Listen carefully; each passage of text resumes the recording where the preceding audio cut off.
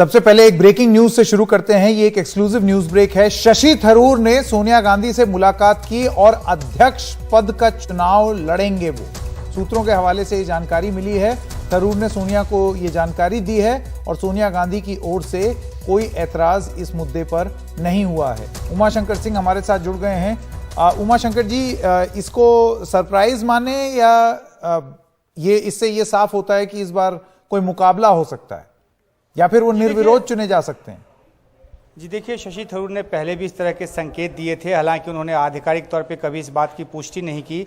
आज भी दोपहर तकरीबन 12 साढ़े 12 बजे सोनिया गांधी के यहाँ जब वो पहुँचे थे, उसके बाद जब मुलाकात करके निकले थे तो मौके पे मौजूद रिपोर्टरों से उन्होंने बात नहीं की। लेकिन अब हमारे सहयोगी अरविंद गुनाशेखर को सूत्रों के जरिए ये पता चला है कि शशि थरूर जो हैं उन्होंने सोनिया गांधी को इस बात की जानकारी दी है कि वो कांग्रेस अध्यक्ष का चुनाव लड़ने जा रहे हैं। और सूत्र ये भी बताते हैं कि सोनिया गांधी की तरफ से इस बात पे कोई ऐतराज नहीं जताया गया। और ऐतराज जताया भी क्यों जाता है, क्योंकि चुनाव इसलिए ही हो रहा है ताकि अलग अलग कैंडिडेट जो हैं इस पे हिस्सा ले सकें और जिनको ज़्यादा वोट मिले, जिनको कांग्रेस के डेलीगेट्स चुने 9000 डेलीगेट्स हैं, जिनको सबसे ज़्यादा वोट मिले वो चुन कर आएँ। इस बीच जो ये जानकारी आई है कि उन्होंने ये इजाज़त मांगी एक तरह से सोनिया गांधी से और सोनिया गांधी ने इस बात की इजाज़त दे दी, तो जाहिर सी बात है कि कांग्रेस को ये कहने का मौका मिलेगा कि देखिए हमारी पार्टी के भीतर कितना अच्छा एक लोकतंत्र है, जिसमें कि अगर कोई असंतुष्ट धड़े से भी चुनाव लड़ना चाहता है तो वो लड़ रहा है। एक आखिरी बात संकेत की, ये शशि थरूर ही हैं जिन्होंने चिट्ठी लिखी थी मधुसूदन मिस्त्री को और इलेक्टोरल रोल को लेकर सवालात पूछे थे और जिस तरह से जवाब दिया गया था मधुसूदन मिस्त्री की तरफ से, शशि थरूर ने उस पर संतुष्टि जताई थी और कहा था कि कोई भी जो शक था चुनाव प्रक्रिया को लेकर वो पूरा हो गया। तो अब ये जानकारी सूत्रों के हवाले से जो जानकारी आ रही है उसके मुताबिक चुनाव लड़ने जा रहे हैं। संकेत, अब मैं एक जो दूसरा इसका पड़ाव है, एक तो ये है कि पार्टी ये साबित कर दे कि देखिए हमारे यहाँ इंटरनल डेमोक्रेसी कितनी है, लोग चुनाव लड़ रहे हैं गांधी परिवार से ऊपर उठ करके भी।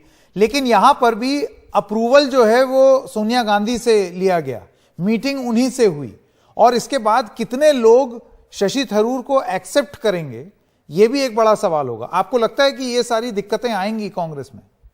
जी बिल्कुल, देखिए जहाँ तक आपने देखा है संकेत की किस तरह से एक के बाद एक राज्य जो हैं वो प्रस्ताव पारित कर सोनिया गांधी से ये मांग कर रहे हैं कि राहुल गांधी को अध्यक्ष बनाया जाए। शुरुआत जो है वो राजस्थान से हुई, उसके बाद छत्तीसगढ़ ने प्रस्ताव पारित किया, गुजरात ने किया, उसके बाद जो है कल झारखंड में इस तरह की बैठक है, आज बिहार से भी ये प्रस्ताव पारित हो गया। तो कहीं ना कहीं कांग्रेस पार्टी के भीतर ये दिखाने की कोशिश है कि राहुल गांधी सबसे बड़े नेता हैं और पूरी पार्टी जो है को अध्यक्ष बनते देखना चाहती है। लेकिन खुद राहुल गांधी जो हैं वो अध्यक्ष पद की जिम्मेदारी स्वीकार करने से मना करते रहे हैं। 30 सितंबर तक, 24 से शुरू होकर 30 सितंबर तक नॉमिनेशन की तारीख है। राहुल गांधी उसमें नॉमिनेशन करेंगे या नहीं करेंगे, ये बड़ा सवाल है। अभी जब यात्रा के दौरान पत्रकारों से उनकी बातचीत हुई, उनसे जब पूछा गया कि क्या वो नॉमिनेशन करेंगे तो उन्होंने एक बड़ा ही कूटनीतिक जवाब दिया। ये कहा कि अगर नॉमिनेशन नहीं करेंगे और उस वक्त आप पूछेंगे तो हम बता देंगे कि हमने क्यों नहीं किया।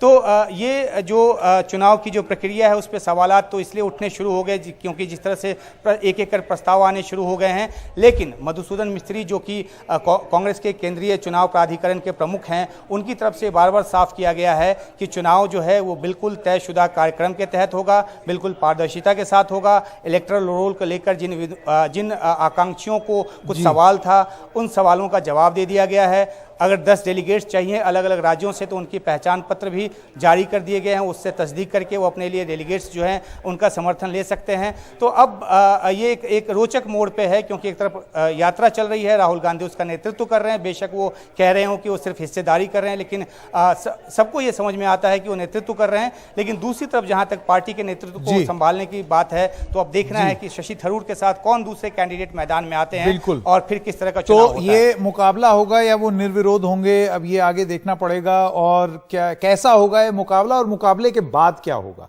बहुत बहुत धन्यवाद उमाशंकर सिंह हमारे साथ जुड़ने के लिए।